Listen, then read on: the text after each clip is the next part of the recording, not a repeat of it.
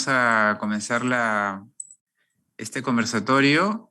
Un gusto de tenerlos aquí a todos reunidos, distinguidos profesores y alumnos.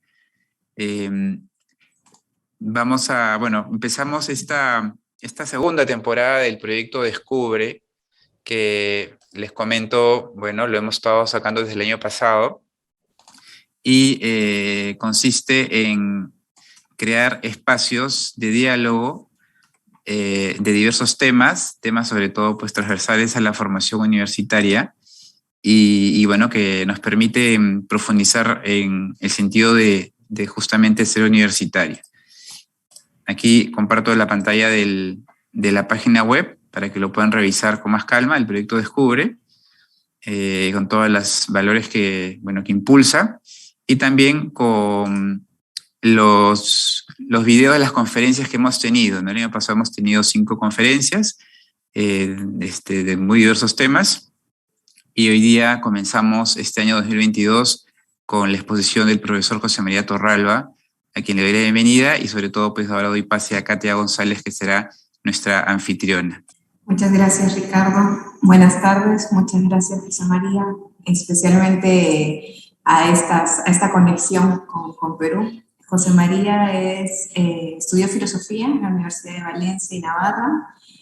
Tiene varios trabajos académicos, ¿no?, como su tesis de licenciatura respecto a la libertad, que es uno de los temas que vamos a conversar hoy. Está en el título de este libro, ¿no? Luego ha hecho investigación en la Universidad de Oxford y ha publicado Acción Intencional y Razonamiento Práctico, ¿no? Luego ha tenido estancias de investigación en la Universidad de Múnich para trabajar su tesis doctoral sobre Kant.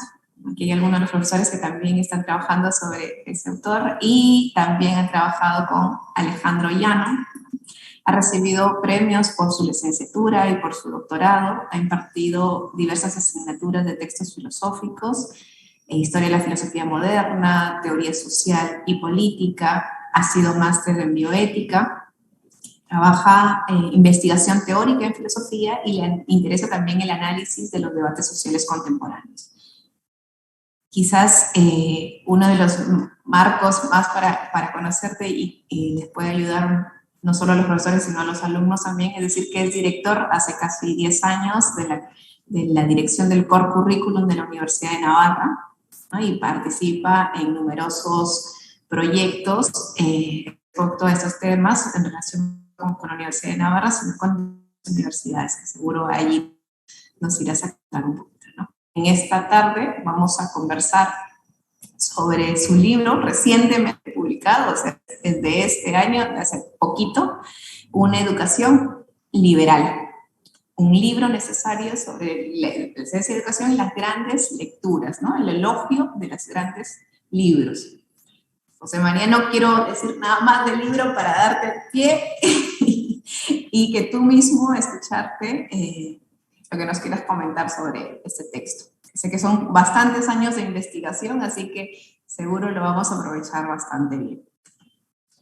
Muchas gracias, Katia, por la amable presentación, y también a Ricardo por la invitación, ¿no? Hacía tiempo que al final hemos conseguido concretar y cuadrar las agendas, y sobre todo por el interés de todos los asistentes, ¿no? He repasado ahora las caras y veo a mucha gente conocida, gente también admirada, el profesor Enrique Banús, o gente que ha estudiado aquí en la universidad.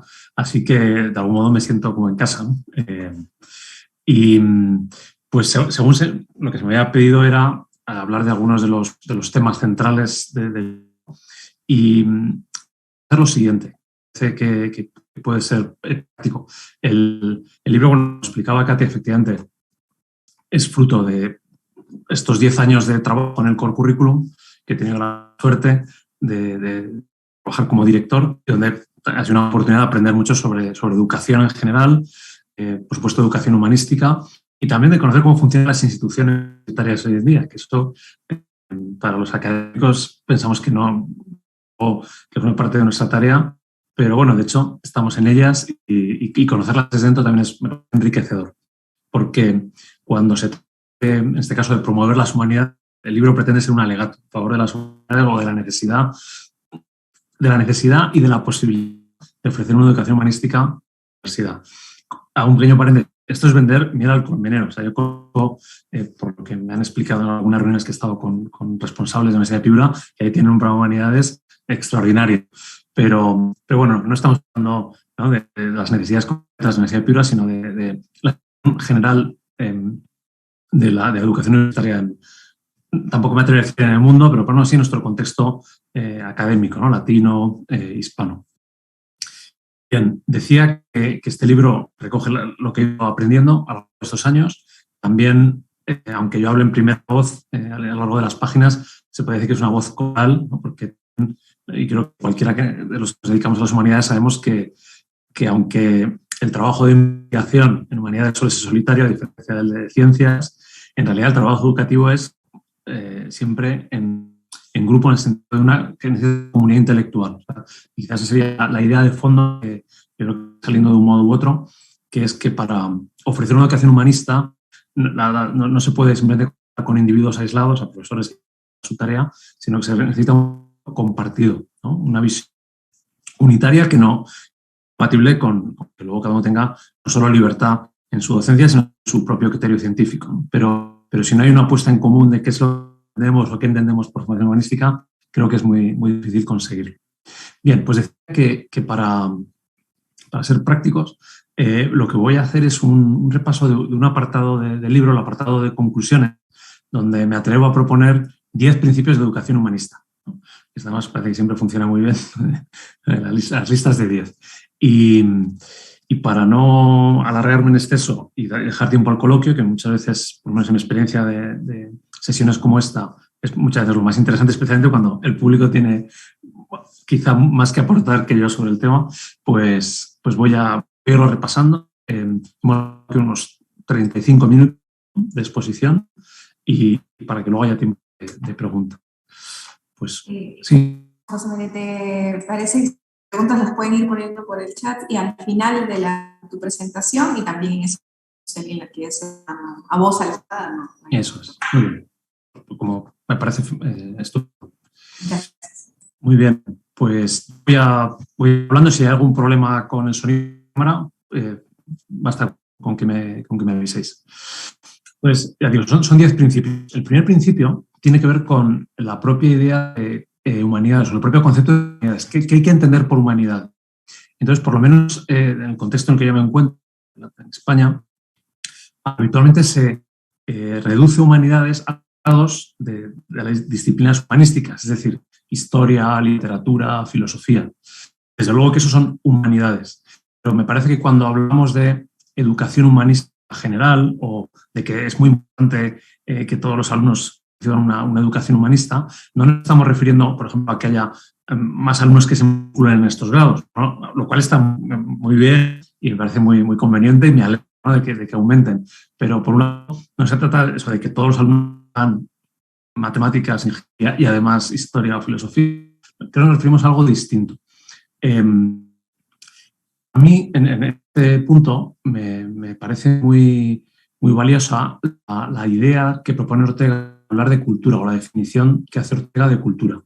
Ortega define la cultura como el sistema de ideas desde la que un tiempo vive. Y por eso dice que la cultura es algo necesario, ¿no? Algunas de las expresiones que utiliza es: la cultura no es un ornamento, es decir, la cultura es algo accidental. La cultura no es como algo que, bueno, que si uno lo tiene, pues es meritorio, que no es necesario. No, cuando él habla de cultura, en este sentido que voy a explicar, insiste mucho en que carecer de ella pues es un déficit, digamos, existencial, o llevaría a un tipo de vida que no sería pleno humano. ¿Por qué? Lo explico brevemente. Cuando él define la cultura como sistema de ideas desde las que un tiempo vive, no quiere decir nada especialmente complejo. Significa las claves que nos permiten entender por qué pensamos, por qué vemos la vida como la vemos, o sea, cuáles son los orígenes históricos, cuál es el sistema de valores actual, valores en sentido ético como en sentido estético, por ejemplo. Y ser consciente de ese sistema de valores, o sea, tener esa, nos permite actuar con libertad. Es decir, estamos a merced, digamos, de valores que desconocemos cuál es su origen, podemos tomar postura ante ellos, comprendemos de dónde viene, su significado, cuál es su alcance, cuáles son sus puntos débiles, cuáles son sus puntos fuertes. Entonces, por eso la cultura no es algo valioso, importante, y es muy bueno que haya mucha gente que haga carreras de letras, diríamos, sino que es algo que necesitan todas las personas. Incluso podríamos decir, y creo que eso va también en el espíritu del planteamiento de Ortega, en sociedades modernas como las nuestras, sociedades democráticas, la cultura en ese sentido es necesaria para ejercer lo que hoy en día también se utiliza, y no me parece desafortunado ni poco adecuado, ejercer la ciudadanía, una ciudadanía responsable, y no estar a merced pues, de ideologías o de modas. Entonces, por eso me parece que cuando hablamos de humanidades o reivindicamos las humanidades en la educación, conviene hacerlo con ese sentido que le da Ortega al término de cultura. Es decir, las humanidades como algo necesario para cualquier educación completa, todos los estudiantes, sería un sinónimo de lo que Ortega propone con el concepto de cultura. Esa es la primera de las ideas. La segunda, que quizás es muy concreta y no hace falta que me detenga demasiado en ella, es que, bueno, ¿cuál es el modo de ofrecer esta formación en cultura o esta formación humanística de la que acabo de hablar? Pues me atrevería a decir que por razones prácticas, es decir, de experiencia, viendo qué sucede en los lugares donde se consigue ofrecer educación humanística o educación liberal, que sería otro nombre también tradicional y bello para lo mismo, pues es a través de lo que se puede llamar core curriculum, que es muy común en el ámbito anglosajón, pero en fin, core curriculum aquí sí que es un término que es perfectamente intercambiable con asignaturas transversales, formación transversal, educación en humanidades. Creo que, por lo menos en el contexto hispano, donde core curriculum no es un término propio, porque viene del inglés, aunque con una pequeña salvedad que es, y también creo que contarlo puede ser utilidad. Yo trabajo ahora en el Instituto Core Curriculum, que antes tenía otro nombre, antes se llamaba Instituto de Antropología y Ética, porque las asignaturas fundamentales que se ofrecían eran de antropología y ética. Entonces, por distintas razones se decidió hacer un cambio, entre otras porque ya no eran solo asignaturas de antropología y ética. Y tengo que reconocer que Core Curriculum fue el último nombre de la lista de los que barajamos. Y fundamentalmente porque era un nombre en inglés, ¿no? Aunque es verdad que hoy en día, por lo menos en muchas universidades está de moda poner nombres en inglés a los servicios o a edificios o a programas, ¿no? Porque parece que tienen más glamour o que venden mejor.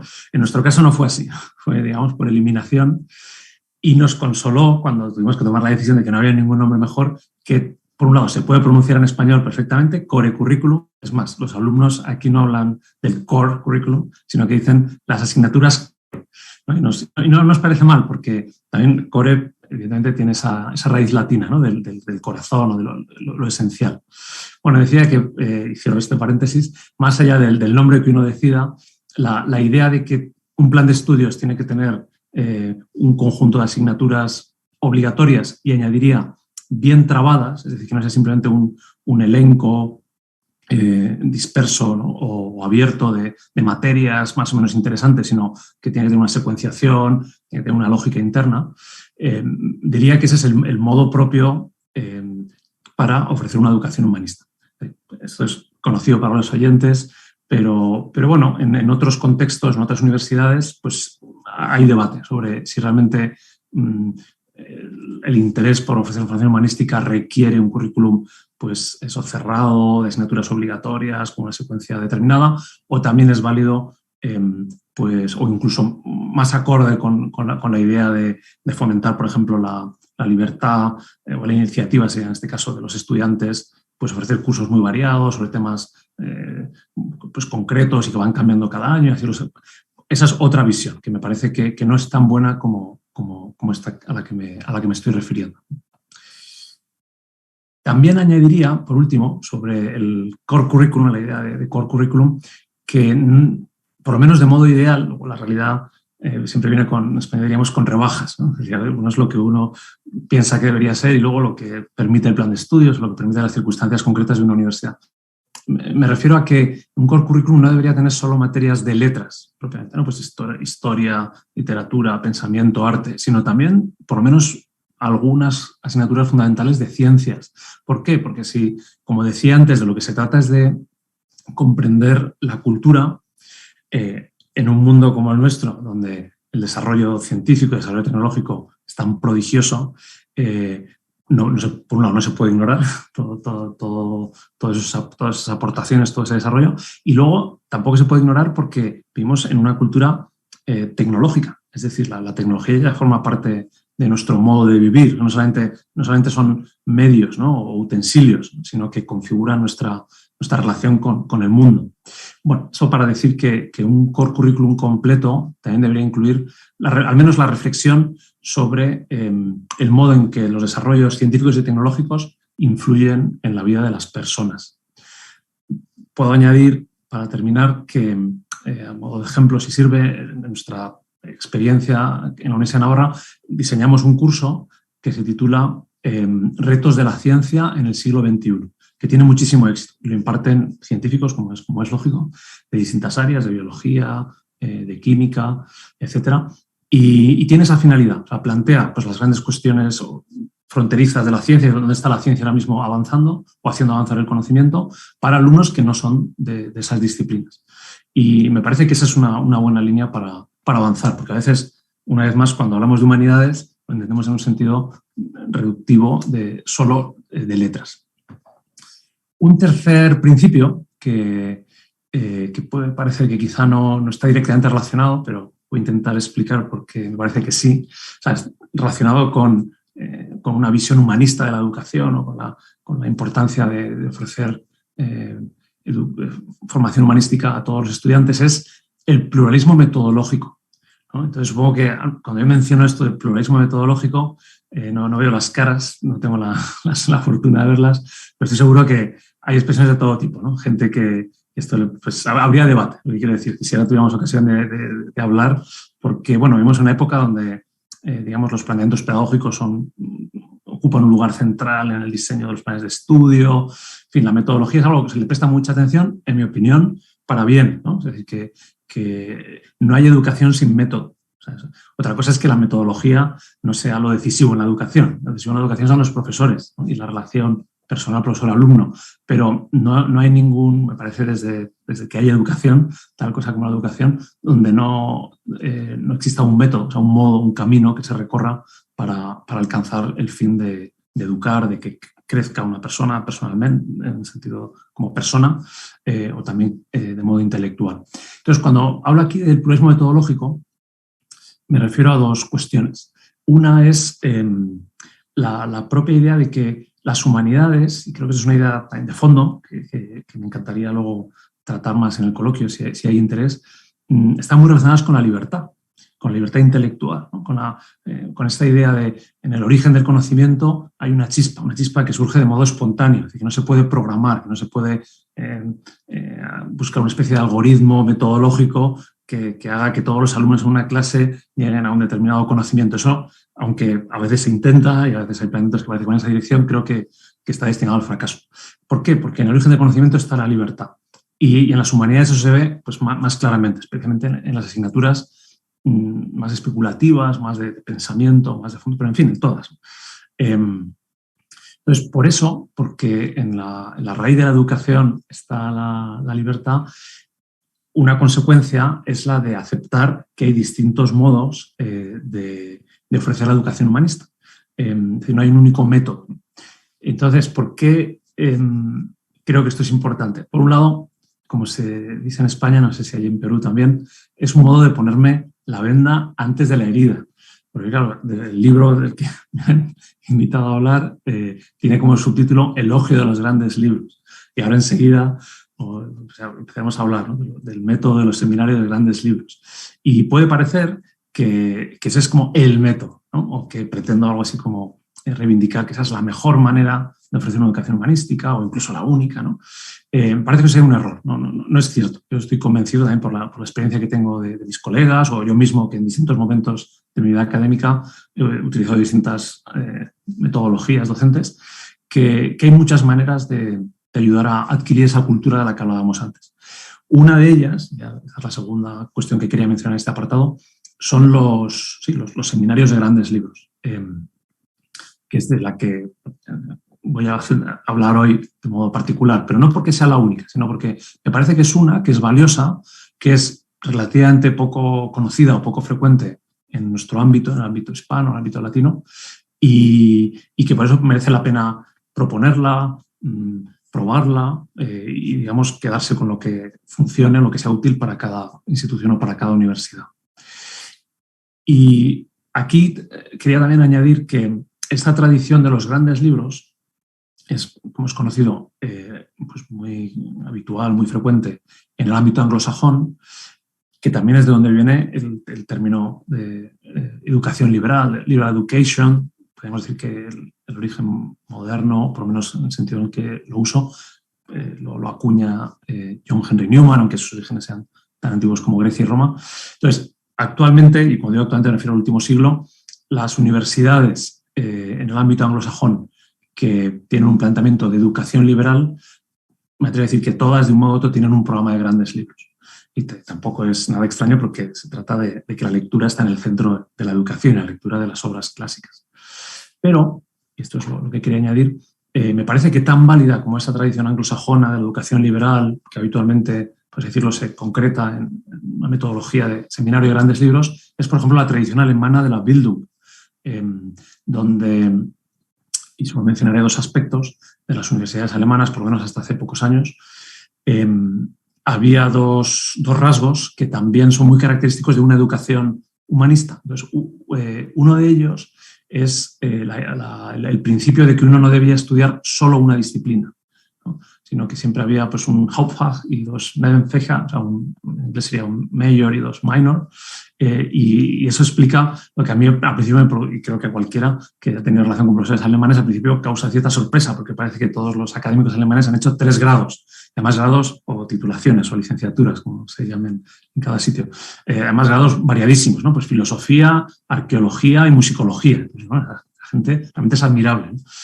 Bueno, eso, por lo menos hasta hace pocos años, respondía al principio de que saber solo de una disciplina o especializarse solo en una materia, pues en realidad es muy limitante, porque la realidad es más amplia y porque hace falta distintas perspectivas. Entonces, me parece que esa tradición alemana recoge muy bien esta visión.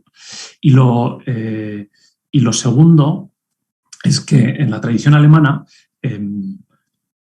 digamos que el modo de cultivar intelectualmente a los jóvenes es a través de la investigación. Y eso de entrada puede sonar un poco extraño, por lo menos si lo comparamos con la tradición anglosajona de los seminarios de grandes libros, donde el objetivo no es estudiar los libros como si fueran textos para analizar como un filólogo lo haría o como lo haría un filósofo, sino más bien que el libro hable acerca de la vida, acerca de la realidad, acerca de la sociedad, sin intentar aplicar un método científico, ¿no? Sino en un nivel, por así decirlo, de lector culto.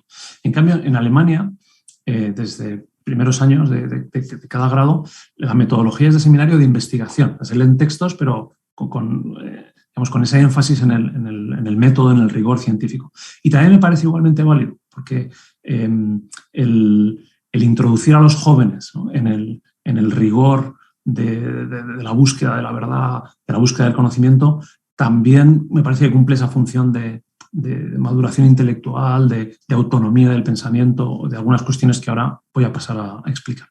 Este sería el tercer punto, que es apostar por el pluralismo metodológico, ¿no? Que lo he hecho en las dos tradiciones, he mencionado dos de las más importantes, la alemana y la anglosajona. Muy bien. El cuarto principio se puede titular así: cultivar la perspectiva sapiencial. Cultivar la perspectiva sapiencial. ¿Y a qué me refiero con esto? A que la educación humanista o cualquier educación humanista se propone un objetivo muy ambicioso, que es ¿cuál? Alcanzar la sabiduría. Eso es desde antiguo, me parece que es el objetivo de la educación, incluso el objetivo de la vida humana. Y esto tiene un primer paso. Es decir, ¿cómo se puede alcanzar o ir, adentrarse, mejor dicho, por el camino de la sabiduría? Pues el primer paso es valorar el conocimiento no solo por su utilidad, sino como un fin en sí mismo que perfecciona a la persona. Repito esta idea, que es valorar el conocimiento no solo por su utilidad, sino como un fin en sí mismo que perfecciona a la persona. De hecho, esta es la idea básica de la educación liberal, en el sentido en que la expone Newman.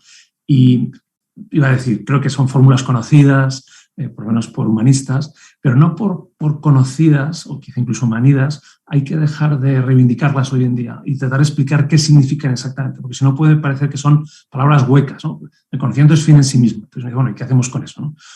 O ¿qué va a entender un alumno acerca de que el conocimiento es fin en sí mismo?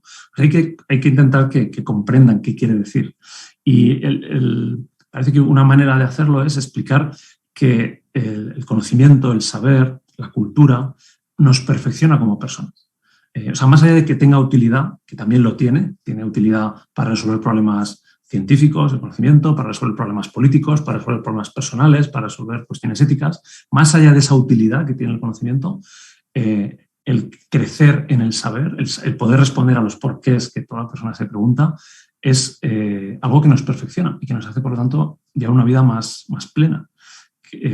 Creo que este es un modo de explicarlo y que se comprende, por lo menos en mi experiencia. Y la otra idea que quería mencionar en este punto es que también algo que tiene que ver más con la actualidad, con la situación cultural de los últimos 20 o 30 años, donde a veces en el ámbito educativo parece que lo único valioso es lo nuevo, ¿no? Creo que también eso es un lugar común, ¿no? Las metodologías nuevas, incluso la propia palabra innovación, que me parece válida, pero tiene ese riesgo, ¿no? De que parece que hay que innovar como si eso fuera un fin en sí mismo. Y esto aplicado a la cultura, que la cultura es pues la tradición recibida, ¿no? La tradición literaria, la tradición intelectual, pues crea problemas o crea distorsiones. ¿Por qué? Porque puede suceder, y creo que no es algo meramente hipotético, que los alumnos lleguen, por así decirlo, a pensar o que se queden en una postura donde solo valoran como valioso lo nuevo, lo útil, ¿no? Lo actual.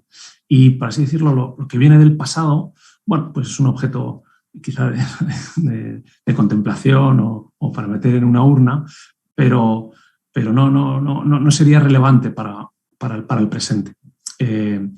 Creo que una buena educación humanista debe alejarse de ese planteamiento o prevenir a los jóvenes contra esa tentación. Y lo diré con esta palabra. Una educación humanista, de un modo u otro, genera una actitud de agradecimiento hacia lo recibido. Y lo recibido aquí es la cultura, el pensamiento, el pasado, ¿no? También, en todos los sentidos, también en el sentido social, ¿no? Uno puede decir, bueno, el mundo en el que vivimos tiene muchos problemas, ¿no? Y eso crea una actitud como de rechazo hacia quienes los han causado, que nos han precedido, y habrá que inventar algo nuevo. No estoy ignorando eso, no me estoy refiriendo a eso. Pero incluso, aunque haya que transformar la sociedad, haya que resolver muchos problemas, la actitud, diría, que necesita cualquier contexto educativo es inicialmente la de agradecimiento. ¿Por qué? Porque el aprendizaje se convierte principalmente en ir descubriendo tesoros. O sea, por supuesto que en la tradición hay lo bueno y lo malo, lo mejor y lo peor, la grandeza y la miseria del ser humano. Pero la educación consiste precisamente en saber distinguirlo y en ir descubriendo esos tesoros que alberga nuestra tradición cultural. Muy bien, este sería el cuarto principio. Paso al quinto. El quinto se puede titular de esta manera: desarrollar la capacidad de juzgar. Es un principio más metodológico, pero diría que está como en el corazón, en el núcleo del desarrollo educativo de cualquier persona. Y aunque aquí estamos hablando de educación humanística y quizá lo he centrado en eso, pues la formación transversal que pueden recibir todos los alumnos, esta idea de la capacidad de juzgar como algo central en la teoría educativa es común a cualquier materia, ¿no? Es más, me atrevería a decir, todos estos principios que estoy mencionando no es algo privativo, ¿no? O que deba interpretarse de modo reductivo como propiedades de las humanidades. A veces hay que hacer autocrítica, ¿no? Y que nos dedicamos a las humanidades, pues parece, no sé, que estamos con una posición como de superioridad con respecto a otras disciplinas. No estoy tan convencido de que sea así. O sea, a la vez que me parece que hoy en día necesitamos reivindicar lo de las humanidades y que las humanidades tienen algo único y distintivo que ofrecer, pero no exclusivo, ¿no? Esa sería o excluyente, de que solo las humanidades lo pueden conseguir, ¿no? También las matemáticas, o la física, o la cosmología permiten desarrollar la capacidad de juzgar. ¿A qué me refiero con la capacidad de juzgar? Pues a lo que Aristóteles denominó phronesis, no digo que sea exactamente un sinónimo, pero ese es digamos, el campo semántico o de significado de este concepto, o más cercano a nosotros en el tiempo, lo que Kant llamaba la Urteilskraft. ¿Qué mencionaré sobre esta capacidad? Por no extenderme, solo mencionaré dos aspectos. El primero, que quizá para mí es el principal, también por mi experiencia en el aula, es que quien desarrolla la capacidad de juzgar, o si un tipo de educación contribuye a poner en práctica la capacidad de juzgar, la consecuencia es que los estudiantes son capaces de ver lo relevante o la relevancia de una cuestión. Y decía que eso lo he experimentado en el aula porque en mi experiencia el primer obstáculo, y muchas veces el mayor para el aprendizaje, es la superficialidad. Y cuando digo superficialidad me refiero a que los estudiantes sean veleidosos, porque eso es propio también de la edad, ¿no? Todavía no ha madurado, sino por superficialidad aquí me refiero a ver la vida de un modo dicotómico, simplista, simplificador, ¿no? Blanco-negro, bueno-malo, cuando la realidad, en todos los sentidos, y especialmente la realidad humana, pues es una escala de grises, una escala de matices, ¿no? Y, por así decirlo, avanzar en el conocimiento y en la tarea educativa supone captar esos matices, captar los grises. A esto es a lo que me refiero. O sea, la capacidad de juzgar es la que nos permite ver lo relevante y, por lo tanto, distinguir el grano de la paja, evitar simplificaciones. Y lo segundo que quería mencionar, que también me parece que es de actualidad, hoy en día vivimos, digamos, amenazados, especialmente en el mundo académico, por muchas formas de dogmatismo, de parcialismo. Voy a decir el nombre para que quede claro a qué me refiero, pues a la cultura de la cancelación, pero bueno, no es que me refiera directamente a ella, pero eso sería como un epítome, o sea, el máximo exponente de esto a lo que me refiero.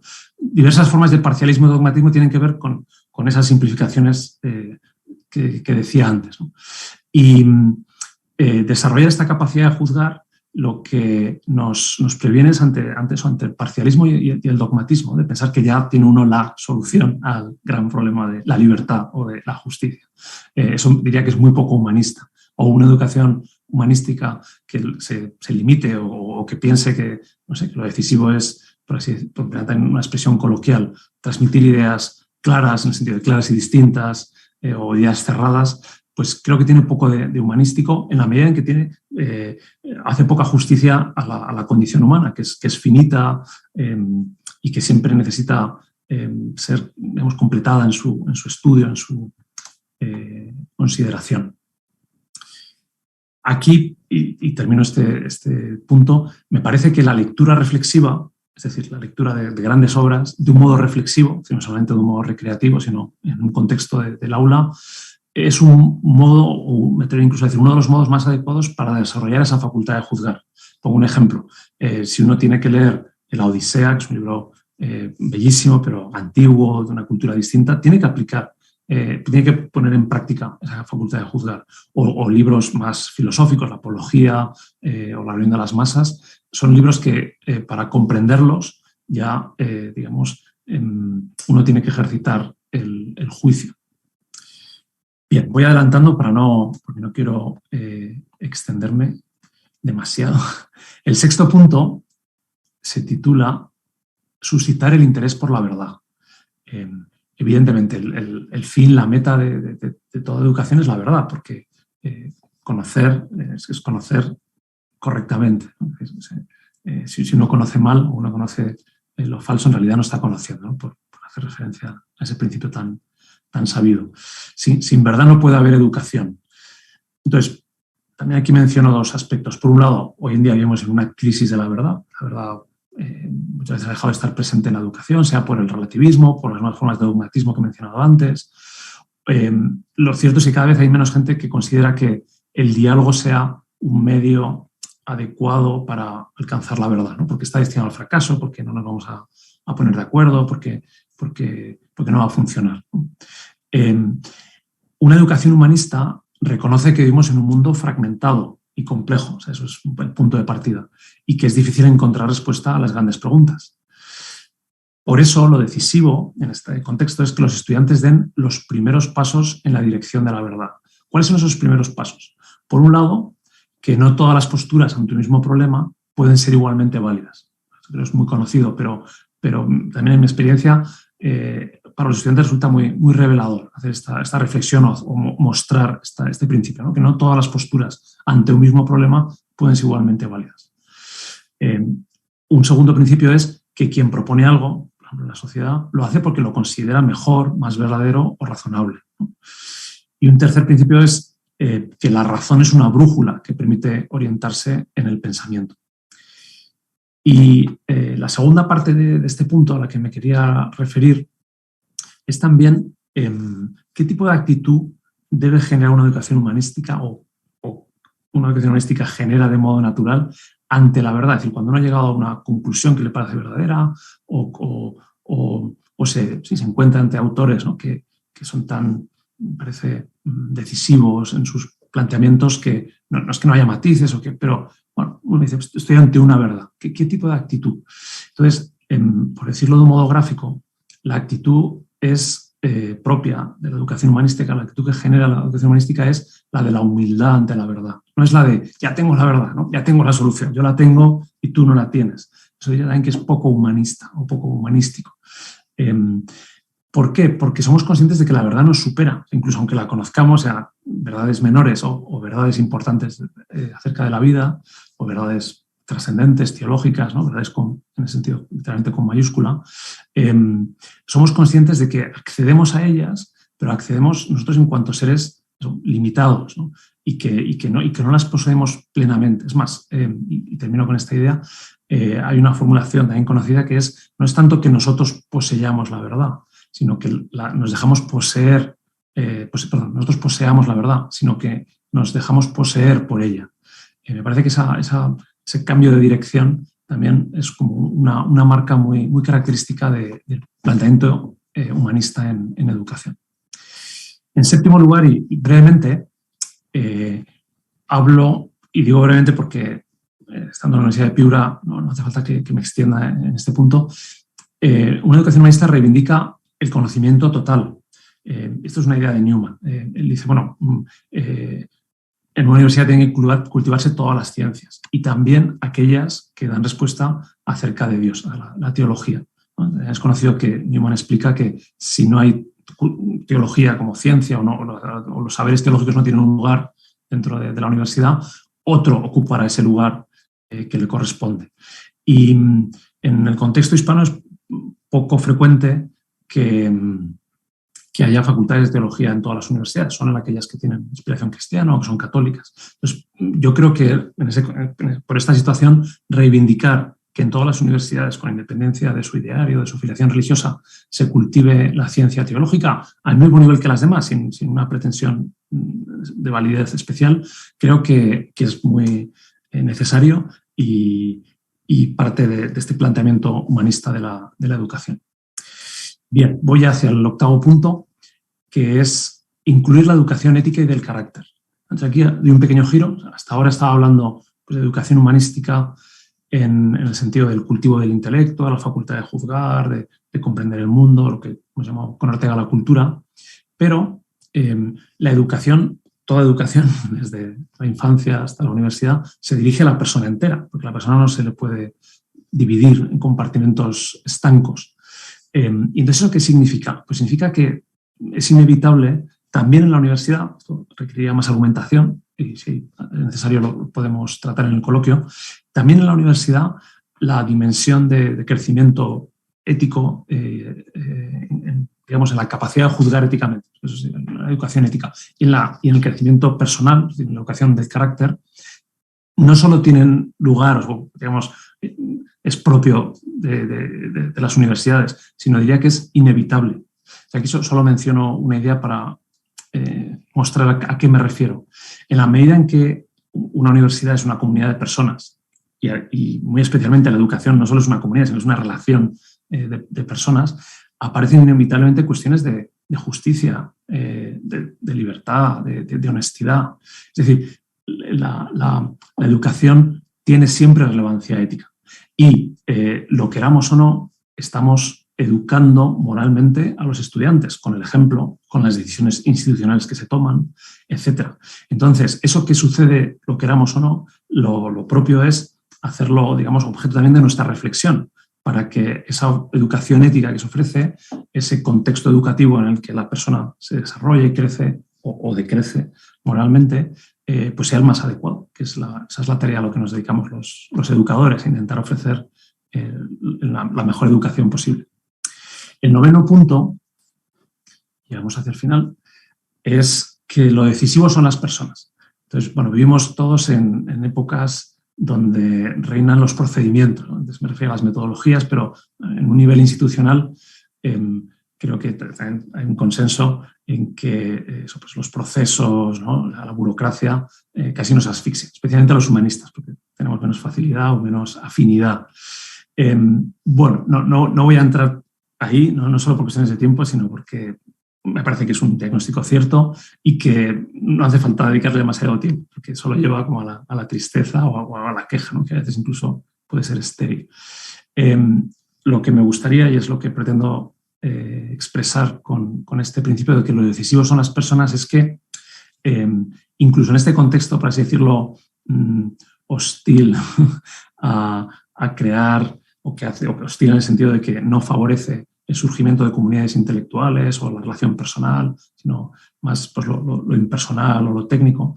Precisamente el antídoto, la solución, la vía para equilibrarlo, para que las cosas vuelvan a su lugar, es centrarse en las personas. Y cuando me refiero a las personas, o cuando menciono aquí las personas, me refiero a los profesores. Entonces, diría que una universidad es ante todo una comunidad intelectual y que esa comunidad intelectual entre profesores y estudiantes depende de que haya una comunidad intelectual entre los propios profesores. Y hasta donde yo llego, también es nuestra cultura del mundo latino, aunque socialmente somos muy amigables, muy sociales, luego a la hora de organizar las instituciones, por ejemplo la universidad, en forma de departamentos y asignaturas, tendemos más bien a ser individualistas. Y cada uno tiene como su lugar, su asignatura, su cota, digamos, de decisión, y nos cuesta trabajar en una misma dirección. Y creo que eso es un reto, no solo para la educación humanista, pero desde luego también para ella y de un modo especial. Y ahora ya sí que termino con el 10º punto, que podría parecer que era del que iba a hablar durante toda la sesión, pero no he querido, no sé cómo decirlo, monopolizar el tema, que es, el 10º punto es leer a los clásicos. Yo creo también que hay un acuerdo generalizado, por un lado, en que no hay educación humanística sin lectura. Es más, me parece que se podría medir cuál es la calidad de un programa de educación humanista en una universidad o en educación secundaria. Pues el mejor predictor del éxito de ese programa o de la calidad de ese programa es cuánto se lee y la calidad de lo que se lee. Son textos, podemos llamarlos así, clásicos, en el sentido de clásicos antiguos y contemporáneos. Esta es una idea que es muy básica, creo que compartida por todos. ¿Por qué? Porque la lectura abre las puertas del saber, ¿no? Y abre también las puertas a desarrollar esas capacidades intelectuales, como mencionaba antes, por ejemplo, la facultad del juicio. Y termino con esta referencia a los seminarios de grandes libros que en realidad a veces quizá quien no los ha conocido de cerca o quien no ha visto cómo funciona en una universidad puede pensar que son simplemente una metodología incluso importada, en este caso de Estados Unidos, que también decimos, la moda actual de las universidades es parecerse a Estados Unidos. Incluso, por lo menos, entre mis colegas de humanidades, a veces surge esta, se puede llamar así como reacción de rechazo, ¿no? Por principio, bueno, ¿por qué va a ser eso mejor o por qué hay que aceptarlo? Yo lo entiendo, o sea, no porque venga de Estados Unidos tiene que ser más valioso o hay que imitarlo, ¿no? La tradición, por eso lo que quiero decir es que hacer un seminario de grandes libros es algo que todos hemos hecho más o menos conscientemente o que todos podemos hacer sin ningún tipo de preparación especial o de conocer metodologías complejas, ¿no? Un seminario, y termino con esto, es un grupo de alumnos reducido, donde el temario, el programa de la asignatura es una lista de lecturas. Las clases tienen forma dialógica, se utiliza el llamado método socrático. También esto puede sonar pretencioso, me parece, ¿no?, que invocar a Sócrates. Bueno, ¿quiénes somos nosotros para invocar a Sócrates? Bueno, yo creo que precisamente somos educadores, y si a alguien tenemos que invocar es a Sócrates, que es el gran educador, ¿no? Y luego el método socrático tampoco tiene nada de misterioso, es saber plantear las preguntas relevantes, saber dirigir el coloquio, el diálogo, para que no se vaya por las ramas, ir a lo relevante, saber exigir justificaciones. Eso es el método socrático. Decía que los seminarios de grandes libros consisten en un grupo pequeño, donde el contenido de las clases se basa en la lectura y comentario de obras clásicas, siguiendo el método socrático. Y, por último, también incluye la redacción de ensayos argumentativos, porque y en mi experiencia eso es por una de las capacidades, o la capacidad de hacer un argumento propio, no simplemente repetir lo que otros han dicho, o como se suele decir, memorizar. Evidentemente no estoy pretende nada en contra de la memoria, cierro este paréntesis que quedaría para toda una sesión, pero es cierto que la memoria no es un fin en sí mismo, la memoria es muy importante, es muy necesaria para poder elaborar un pensamiento propio. Y quizá este segundo aspecto, pues efectivamente está menos desarrollado en nuestro contexto educativo. En definitiva, y esta es mi última frase, me parece que el objetivo de la educación humanística, también en esta tradición de los seminarios de grandes libros, no es otro que el de cualquier forma de educación desde la infancia, a saber, en primer lugar, enseñar a leer, con un matiz, enseñar a leer cuidadosamente. En segundo lugar, enseñar a escribir, ahora bien, enseñar a escribir de modo persuasivo. Y por último, enseñar a argumentar con rigor. Y me atrevería a decir que si conseguimos esto, los estudiantes universitarios, no es poco. Muchas gracias. Muchas gracias, José María. Muchísimas gracias por compartir en especial estas conclusiones del libro, que voy a poner ahora mismo la portada en compartirla para que lo podamos identificar. Algunos de nosotros lo hemos podido ver por digital, pero ya esperemos que pronto pueda estar también en nuestra biblioteca en físico para poder mirarlo, ¿no? Porque de acuerdo un poco a las reseñas, a lo que tú mismo has comentado en algunas entrevistas sobre el libro, es un libro que también tiene como principal receptor aquel que trata de brindar esa formación, ¿no? Y para iniciar el conversatorio, mientras allí terminan de decirse alguna pregunta o pedir la palabra, hay una frase o algún razonamiento que me llamó mucho la atención en el primer capítulo del libro y que quizás por, no sé cómo lo hayas vivido tú en estos años en el core curriculum o en la experiencia docente, que a veces las humanidades se ven como un lujo y no como una necesidad para la sociedad. Sobre todo en estas épocas más o menos crisis, más o menos cercanas, con más adjetivos o no, a veces suele cuestionarse que este espacio de reflexión, ya sea como lo has mencionado, con la lectura de grandes libros o el dedicarnos a estas lecturas o a diferentes métodos, así como decía Aristóteles, ¿no? Cada objeto con su método, puede parecer como un privilegio de una sociedad que tiene cubiertas sus necesidades básicas, por poco el surgimiento de la filosofía. No sé si nos puedes compartir un poco sobre tu reflexión acerca de esta pregunta, acerca de esta idea. Sí, encantado. ¿Te la has encontrado mucho? ¿Cómo? Sí. La respuesta es que sí. ¿Quién no se lo ha encontrado, no? Empiezo con una, si se me permite, referencia personal, que es cuando yo decidí estudiar filosofía, y mientras hacía la carrera y luego el doctorado, cualquiera de mi entorno que me preguntaba a qué me dedicaba y le decía, pues hago filosofía, la expresión, familiares sobre todo, pues eran de sorpresa y casi de pena, ¿no? Sin compasión. El único sitio donde no me ha sucedido eso es en Alemania, ¿no? Nueva Alemania, incluso como mero estudiante de último curso, que recuerdo que fue un verano, o como doctorando, y le preguntan qué estudia, ¿no? Le preguntan, no sé, cualquier sitio, alguien que no te conoce y dices que estudias filosofía y te miran con respeto, ¿no? O sea, bueno, creo que eso es una cuestión cultural y efectivamente en nuestro ámbito cultural se ven las humanidades como un lujo. Y ahí daría dos respuestas breves. Una, la que he mencionado al principio, que creo que Ortega, porque pertenece a nuestra cultura y me goza no solo de autoridad, sino creo que incluso todavía de respeto, ese argumento de que si no transmitimos en la universidad, eso no lo he mencionado antes, pero Ortega argumenta en Misión de la Universidad. Uno de los objetivos esenciales y renunciables de la educación universitaria es transmitir la cultura en ese sentido que hemos mencionado. Y si no se hace así, por así decirlo, estamos creando formas de vida, pues también emplea un término suyo, infrahumanas, ¿no? Esta es una idea. Y la segunda idea, también muy breve, hoy en día se habla de la utilidad e inutilidad, ¿no?, de las humanidades. Y leí hace poco de unos profesores españoles que decían, bueno, en realidad, en concreto la filosofía, algunas ideas filosóficas han cambiado la historia. Es decir, que a veces los propios humanistas decimos, no, lo importante no es centrarse en la utilidad de los conocimientos o de lo que se estudia. Bueno, yo creo que también se puede reivindicar que por supuesto que ha tenido efectos decisivos en nuestra sociedad y en nuestra historia, y que aunque sea solo conocerlos para prevenirlos o para proseguirlos, pues eso ya es importante. Bien, muchas gracias. No sé si alguno tiene alguna pregunta. Yo, como parte del encargo que tenía aquí, como del conversatorio Descubre, he ojeado un poco más el libro, he visto los capítulos, ¿no?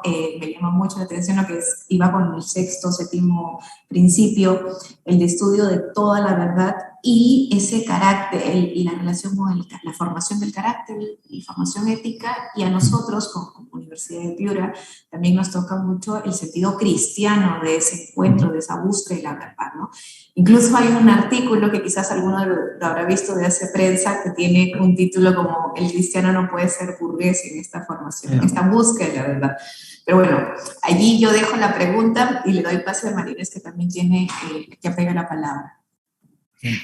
Bueno, muchísimas gracias, Chema, por esta charla tan interesante. Yo ya me he bajado en el Kindle su libro, así que, bueno, lo leeré próximamente, pero gracias por todo lo que nos cuentas. Me ha encantado específicamente esta idea de que el aprendizaje es ir agradeciendo tesoros. No sé si lo has dicho así tal cual en el libro o ha sido una genialidad de ahora.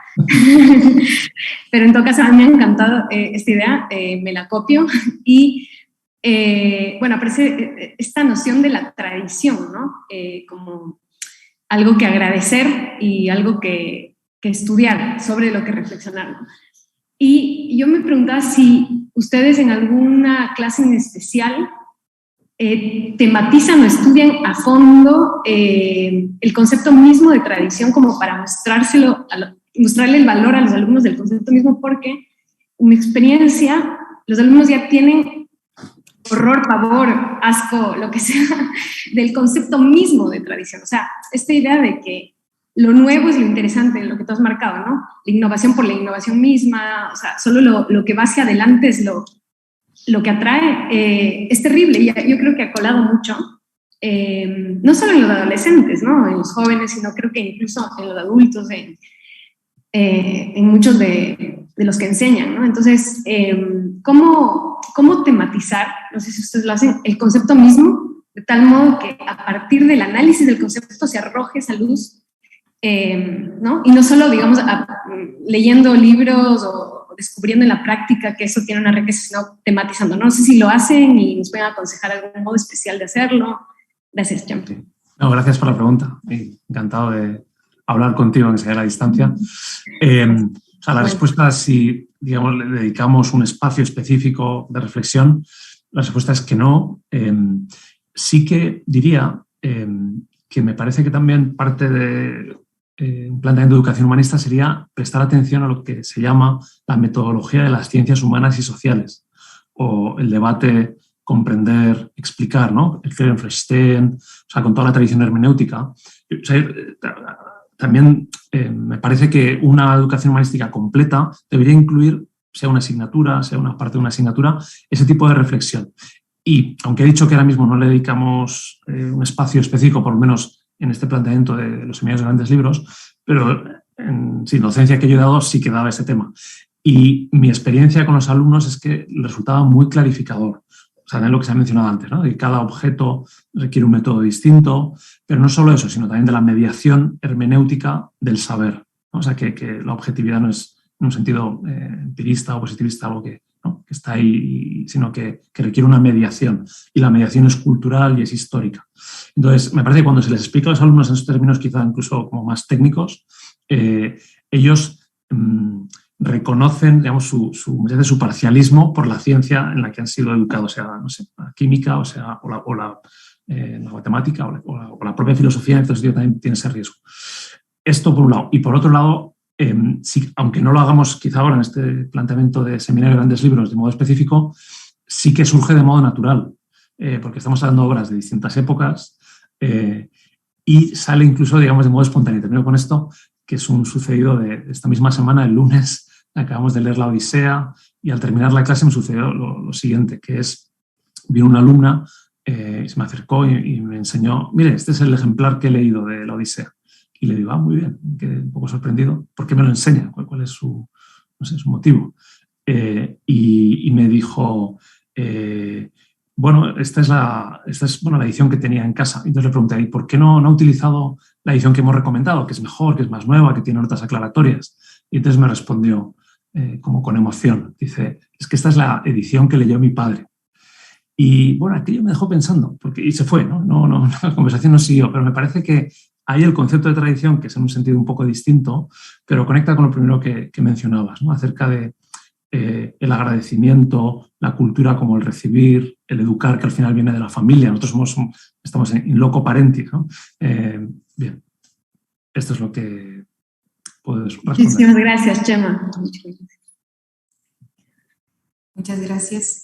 En principio los conversatorios tienen una duración de 1 hora, ya estamos llegando allí, no sé si alguno tiene alguna otra pregunta. Yo allí he dejado como un tema que se ha conectado también con la pregunta de Marinés, ¿no? El tema de la formación de ese carácter, de esa personalidad, que en algún momento tú decías como es esa aplicación, la personalidad como esa vivencia moral, ¿no? de esta cultura, creo que lo dices en una conferencia hace poco. Y va en esa línea también de la tradición, y que esa tradición tiene unas características peculiares, y en este caso de una verdad con ese valor humilde, porque no sobrepasa. También me voy a quedar así con esa frase de dejarse atrapar por la verdad, ¿no? Sí. No, sobre educación de carácter, muy brevemente, porque antes no lo he explicado lógicamente de modo completo. Hoy en día, quienes se dediquen a la educación del carácter explican que en el ámbito de la enseñanza secundaria cada vez más hay un consenso sobre su necesidad y su importancia, ¿no? Y además en la educación del carácter en el sentido de aristotélico o neoaristotélico, el desarrollo de virtudes, no solamente quizá modelos más racionalistas de conocer los principios morales, de modo universal, ¿no? En esa otra línea más de Colbert, sino esta otra de forja de disposiciones. Lo que es más reciente, pero también se está abriendo camino por lo que yo he podido saber, es que para universitarios, o sea, para la diferencia entre quien está en la enseñanza media y quien está en la universidad es que ya es una persona adulta. Entonces, todo el mundo más o menos acepta que alguien que está bajo la potestad de los padres, pues tiene que ser educado según decidan los padres. Pero alguien que ya ha llegado a la edad adulta, pues parece que tiene menos sentido, incluso estaría fuera de lugar o sería incompatible con respetar la libertad, el pretender educarle en el carácter, ¿no? Entonces, por decirlo así muy brevemente, me remito a lo que he mencionado antes, es decir, de hecho estamos educando el carácter de las personas, ¿no?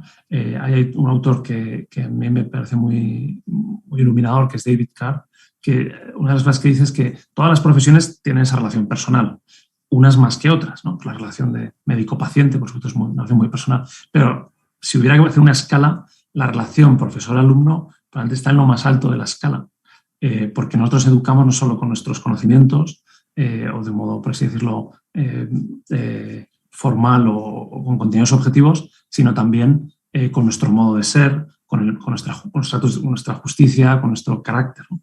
Entonces, como eso ya está presente, lo propio es que reflexionemos sobre ello y pensemos cuál es el mejor modo de ayudar a crecer a quienes se acercan a nuestras aulas, ¿no? Como personas. Muchas gracias. Muchas gracias. Creo que Marinés ha pedido la palabra. Perdón, pero ya que tengo a Chema aquí, entonces aprovecho. ¿Nos podrías contar un poquito de cómo plantean los ensayos estos en relación a los libros? No sé si es una reacción personal libre o tiene preguntas específicas. ¿Qué les funciona? Sí. También aquí cada profesor tiene un modo distinto de hacerlo. O sea, lo del pluralismo metodológico no solo lo predicamos, sino que intentamos cumplirlo. Puedo contar lo que hago yo y los demás profesores de ética, que nos hemos puesto de acuerdo en seguir el mismo método, que los demás profesores hacen, digamos, algo similar. En nuestro caso, el ensayo tiene que tener dos características. Una, que sea argumentativo, creo que no hace falta que me extienda en eso, es decir, que, bueno, lo explico porque no es tan obvio, ¿no?, para los alumnos. Entonces, el modo más fácil de explicarlo es decirles, por lo menos así es como funciona. Les decimos, para hacer este ensayo está prohibido utilizar bibliografía secundaria. Solo se pueden utilizar, en concreto, 3 de los libros que se han leído durante el semestre y las ideas que uno tenga o que hayan salido en la clase. Eso de entrada les suena muy bien, porque dicen, bueno, no tengo que buscar bibliografía secundaria, pero en realidad hace que sea mucho más complejo, porque las ideas tienen que ser propias o en diálogo con los grandes autores que ellos han leído, ¿no? Entonces, ese es un rasgo. Y claro, el obligar al alumno, por así decirlo, a dialogar con los grandes autores, de algún modo le pone también ese nivel, evidentemente de modo gradual. Entonces, es un aspecto que tienen los ensayos. El segundo aspecto es que son de tema libre. Creo que también sería válido que el profesor propusiera temas comunes a todos, ¿no?, o dar una lista de 4 o 5. Pero nuestra experiencia ha sido muy positiva el decirles cualquier tema que ha salido en clase o cualquier tema que sea relevante es válido. Y para eso tenemos una entrevista con cada alumno antes de cada ensayo, donde nos propone el tema y le orientamos. O a veces se lo corregimos, digamos, este tema no va a funcionar bien así o habrá que cambiar de libros. Y creo que esto que acabo de mencionar conecta con lo que decía al principio de la libertad. Es decir, y también lo experimentas, al ver los alumnos tienen genuina emoción de poder. Bueno, esta semana he tenido las entrevistas y más de uno lo decía, tengo ganas de poder dedicar horas a pensar en este tema, porque es un tema que me interesa a mí, que son temas todos profundos, ¿no?, de ética, ¿no? Pues, ¿por qué hacemos el mal? O cómo comprender la libertad, o relacionados con el amor, o la existencia. Y entonces me parece, bueno, que eso es lo que hacemos, que esa es la respuesta, y que de ese modo también cumplimos varios de los objetivos que he mencionado antes. Gracias, Chema. Muy interesante. Gracias. Muchas gracias, José María, en especial por compartir con nosotros. La mayoría de los presentes son profesores, pero también hay alumnos en los que seguro se ha cuestionado en algún momento cómo el estudio de las humanidades, no solo por tradición, es el nombre de una educación liberal, sino cómo también nos hace libres, ¿no? Antes de cerrar, quiero darle el pase al profesor Ricardo Ormeño, que es el que nos ha convocado aquí a través de los conversatorios Descubre. Y bueno, muchas gracias también a todos los que se han podido conectar. Sí, José María, agradecer tu presencia en estos conversatorios y decirle a todos los aquí presentes que ya les estaremos invitando para la siguiente sesión. Y dicho esto, muchas gracias por su asistencia.